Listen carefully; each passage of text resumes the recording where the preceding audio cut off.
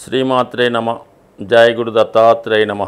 ఈ వీడియోలో మనం జూలై 21వ తారీఖు నుంచి 27వ తారీఖు మధ్యలో జరగబోయే వార ఫలాలు ఏ విధంగా ఉండబోతున్నాయి అని తెలుసుకుంటూ, ముందుగా ఈ వారంలో ఉన్నటువంటి గ్రహాల యొక్క సంచారాన్ని, స్థితిని పరిశీలించినప్పుడు వృషభ రాశిలో కుజ గురువులు ఒకే రాశిలో ఉండడం, కర్కాటక రాశిలో రవి శుక్రులు, సింహరాశిలో బుధుడు, మామూలుగా కుంభరాశిలో శని ఉండగా ఈ వారం ప్రారంభమవడం జరిగింది. అయితే వాస్తవానికి ఈ కుజ గురువులు కలిసి ఉండడం అన్నది చాలా వరకు అందరికీ కూడా ఆర్థికపరమైనటువంటి రొటేషన్, అంటే మనీ యొక్క రొటేషన్ ఎక్కువగా పెరగడం, ఖర్చులు ఎక్కువగా ఉండడం జరుగుతూ ఉంటాయన్నమాట. రవి శుక్రులు కలిసి ఉండడం ఏంటంటే ఒక విధంగా విశేషమైనటువంటి ధన వ్యయం, విలాసాల కొరకు, లగ్జరీ కొరకు ఖర్చు అవ్వడం జరుగుతూ ఉంటుంది. బుధుడు సింహరాశిలో ఉండడం వలన ఇది విద్యార్థులకి చాలా అనుకూలించే స్థితి. మరి శని భగవానుడు కూడా వక్రించి ఉండడం వల్ల ఏంటంటే ప్రతి ఒక్కరు కూడా గతంలో కన్నా ఎక్కువ హార్డ్ వర్క్ చేయడం జరుగుతూ ఉంటుంది. రాహుకేతువుల యాక్సెస్ అనేది కామన్గా మీన కన్య రాశుల్లో ఉండడం వల్ల ఏంటంటే కొద్దిగా మిగతా వాళ్ళకి, సాంప్రదాయబద్ధంగా ఉన్న వాళ్ళకి కొంతవరకు వాళ్ళలో ఉన్నటువంటి దైవభక్తి తగ్గే అవకాశం ఉంటుంది. వృషభ రాశి వారికి ఈ వారం ఫలితాలు పరిశీలించినప్పుడు రాశి అందే కుజ గురుల సంచారం ఒక విధంగా, గురువు చాలా కాలం బట్టి ఇదే రాశిలో సంచరిస్తూ జాతకుడికి ఒక విధంగా జ్ఞానం వైపు, ధన సంపాదన వైపు ప్రయాణించే విధంగా చేయడం జరుగుతుంటుంది. అలాగే మంచి ఆరోగ్యాన్ని కూడా కొంతవరకు గురువు ఈ రాశి వారికి ఇవ్వడం జరుగుతుంది. మరి దానికి ప్రస్తుతం కుజుడు కలియటం వల్ల జాతకుడి యొక్క పనిలో దానికి కుజుడు కలడం వల్ల జాతకుడికి పనిలో వేగం పెరుగుతుంది. ఏ పనైనా తొందరగా చేయాలనే ఆలోచన పెరుగుతూ ఉంటుంది. ధనాన్ని చాలా వృధాగా ఖర్చు పెట్టే ప్రయత్నం చేస్తాడు. విపరీతమైనటువంటి టెన్షన్కి, కోపానికి గురవుతూ ఉంటాడు. ఏమాత్రం అనుకున్న పని జరగకపోయినా, ఆలస్యమైనా ఒక విధమైనటువంటి కంగారు, ఆందోళన, కోపానికి జాతకుడు గురవుతూ ఏవో కొన్ని అనవసర నిర్ణయాలు తీసుకొని దానివల్ల కూడా ధనాన్ని వేస్ట్ చేసుకోవడం జరుగుతూ ఉంటుంది. ఇది చాలా వరకు ఏమాత్రం టెన్షన్ పడకుండా నిదానంగా మీరు ఆలోచించి ఆ పనులు చేసుకుంటే ఖచ్చితంగా కలిసి వస్తుంది. ఏమాత్రం తొందరపడి నిర్ణయాలు తీసుకున్నా ఇబ్బంది పడే సూచనలు ఉంటాయి. అంటే గురువు జాతకుడికి ఒక ఎదురంటే అహంభావాన్ని, గ్రేట్నెస్ని కలిగే విధంగా ఆలోచిస్తుంటాడు. దాన్ని కుజుడు రావడం వలన, దాన్ని ఇంకా ఎక్కువ రావడం వలన జాతకుడు తనకు తానే చాలా గొప్పవాడిగా ఊహించుకొని ఈ విధంగా చేయడం వల్ల టెంపరీగా అది అనుకూలంగా ఉన్నప్పటికి కూడా దాని తర్వాత వచ్చే పరిణామాలు విపరీతంగా ఇబ్బందికరంగా ఉంటాయి. ఎందుకంటే ఈ శుక్రుడి యొక్క రాశి వృషభ రాశి.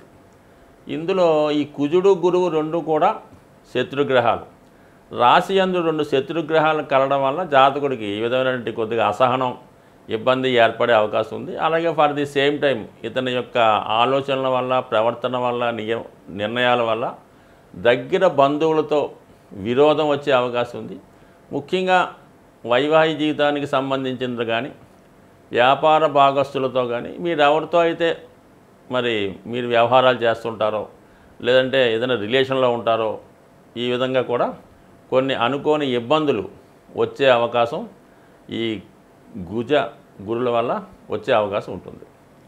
ఇక మనకి రాష్ట్రాధిపతిగా ఉన్నటువంటి శుక్రుడు 3వ స్థానంలో ఉంటూ రవితో కలిసి ఉండడం వల్ల మీకు ప్రయాణంలో కానీ, మీకు ఏదన్నా ఫంక్షన్లో కానీ ఒక అధికార హోదా కలిగినటువంటి వ్యక్తులు పరిచయం అవుతారు. అది కొన్ని సందర్భాల్లో శుక్రుడు కాబట్టి స్త్రీలు కూడా అవ్వచ్చు. అధికారంలో ఉన్నటువంటి స్త్రీలు పరిచయం అవడం వల్ల మీకు ఉన్నటువంటి సమస్యల్ని వారి యొక్క సహకారంతో పరిష్కరించుకునే అవకాశం ఉంటుంది. సో వ్యక్తిగతంగా ఈ రాశిలో ఉన్న వాళ్ళకి కూడా వాళ్ళ యొక్క వృత్తిలో అభివృద్ధి, ఏదైనా కొత్త ఉపాధి అవకాశాలు వచ్చే అవకాశం ఉంటాయి. వృత్తి మార్పు కొరకు చేసే ప్రయత్నాలు కూడా ఫలిస్తూ ఉంటాయి. అంటే ఈ 3వ స్థానంలో శుక్రరాశి కలిసి ఉండడం వల్ల ముఖ్యంగా ఈ రాశిలో, వృషభ రాశిలో ఉన్నటువంటి స్త్రీలకి ఎక్కువగా ఉద్యోగ అవకాశాలు కానీ, ఏదైనా అధికార పదవి కానీ, ఒక మంచి ఉద్యోగం కానీ వచ్చే అవకాశం ఉంది. బట్ ఇది కూడా వీళ్ళకి అనుకూలమైందే. బుధుడు ధనాధిపతిగా, బుధుడు పంచమాధిపతిగా ఉంటూ చతుర్థ స్థానంలో రావడం వల్ల ఒక ధనయోగం అలాగే రాజయోగం ఏర్పడింది. కాబట్టి మీ కుటుంబంలో ఒకరికి మరి ధనం సంపాదించే అవకాశం కానీ, ఉద్యోగ అవకాశాలు కానీ రావడం, వాళ్ళకి ఏదైనా మంచి అవకాశం రావడం వల్ల ఖచ్చితంగా వాళ్ళు ముఖ్యంగా ఏంటంటే ఉద్యోగ ప్రయత్నాలు ఫలించే అవకాశం ఉంటాయి. ఎందుకంటే ధనాధిపతిగా బుధుడు చతుర్థంలో ఉంటూ దశమంలో ఉన్నటువంటి శనిని చూస్తున్నాడు. ఆ కారణం వల్ల మీ కుటుంబంలో ఒకరికి ఉద్యోగం వచ్చే అవకాశం ఉంటుంది. వ్యక్తిగతంగా మీకు కూడా ఏదైనా అదనపు ఆదాయం కానీ, ఏదైనా వ్యాపార అవకాశాలు కానీ ఈ సమయంలో మీకు వచ్చే అవకాశం ఉంటుంది. ఇక కేతు 5వ స్థానంలో ఉన్నప్పుడు అన్నీ బాగున్నప్పుడు కూడా వచ్చిన అవకాశాన్ని సరిగ్గా ఉపయోగించుకోలేకపోతుంటారు. వచ్చిన అవకాశాన్ని విడిచిపెట్టడం కూడా జరుగుతూ ఉంటుంది. మరి ప్రస్తుతం శని వక్రగమనం వల్ల జాతకుడు గతంలో కన్నా ఎక్కువ హార్డ్ వర్క్ చేయవలసి ఉంటుంది. అలాగే తన యొక్క పని వేళలు కూడా, వర్కింగ్ అవర్స్ కూడా పెంచుకొని ఇంకా ధనాన్ని సంపాదించి బాగా కష్టపడాలన్న ఆలోచనతో జాతకుడు మంచి ప్రొడక్ట్ ఇద్దామనే ఉద్దేశంతో హార్డ్ వర్క్ చేస్తూ ఉంటాడు. అలాగే ప్రస్తుతం తను చేస్తున్నటువంటి వృత్తికి అదనంగా ఏదైనా యాడ్ చేసుకొని ఇంకా ధన సంపాదించే ప్రయత్నం కూడా మరి ఈ వారం నుంచి జాతకుడు చేసే అవకాశం ఉంటుంది. ఈ వారంలో ముఖ్యంగా మనకి జూలై 24వ తారీఖున సంకష్టహర చతుర్థి రాబోతుంది. ఎవరైతే ముఖ్యంగా ఆర్థికపరమైనటువంటి సమస్యలు, కుటుంబ సమస్యలు అంటే వాళ్ళు ఇబ్బంది పడుతున్నారో వాళ్ళు ఖచ్చితంగా ఈ వ్రతాన్ని చేసుకోవడం వల్ల చాలా చక్కని ఫలితాలు, అంటే పేరులోనే ఉంది సంకటాలు తొలగించేదని.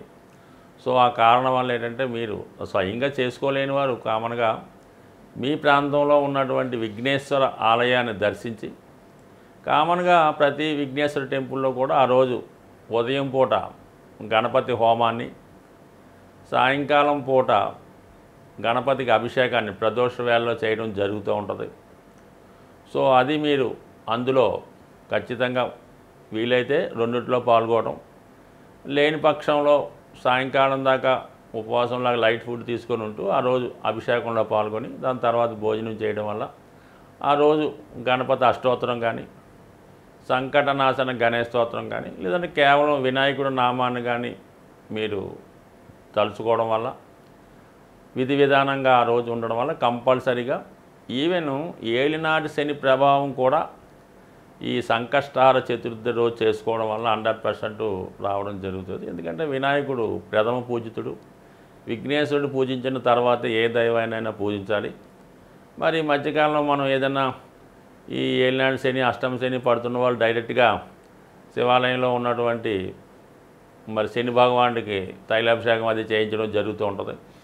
దాని తర్వాత శివుడికి కూడా అభిషేకం చేస్తూ ఉంటారు. అయితే ఏంటంటే ఫస్ట్గా చేయనటువంటి గణపతి పూజ అన్నది అంటే పూజా రూపంలో చేయడం వల్ల కొంతమంది చేస్తుంటారు, కానీ వ్యక్తిగతంగా చేసుకుందాం ఉన్న వాళ్ళు ఇలా విధంగా చేస్తుంటారు. కాబట్టి సాధ్యమైనంత వరకు మరి ఈ సంకష్టాల చతుర్థి ఈ వారంలో చేసుకోవడం వల్ల ముఖ్యంగా అటు ఏలినాటి శని, అలాగే రాహుకేతు దోషం వల్ల ఇవన్నీ కూడా తొలగే అవకాశం ఉంది. కాబట్టి ఖచ్చితంగా అంటే ఏ నెలలో కన్నా ఈ ఆషాఢ మాసంలో మరి ఇదొక మంచి పర్వదినంగా భావించి అందులో పాల్గొనడం వల్ల కంపల్సరీగా మీకు గ్రహాలన్నీ కూడా యోగించి మంచి ఫలితాన్ని ఇవ్వడం జరుగుతుంది. ముఖ్యంగా అపనిందలు లాంటివి ఏమన్నా ఉన్నా ఖచ్చితంగా అవి తొలగి ఒక ప్రశాంతమైనటువంటి జీవితాన్ని ఇచ్చే అవకాశం ఉంది. స్వస్తి.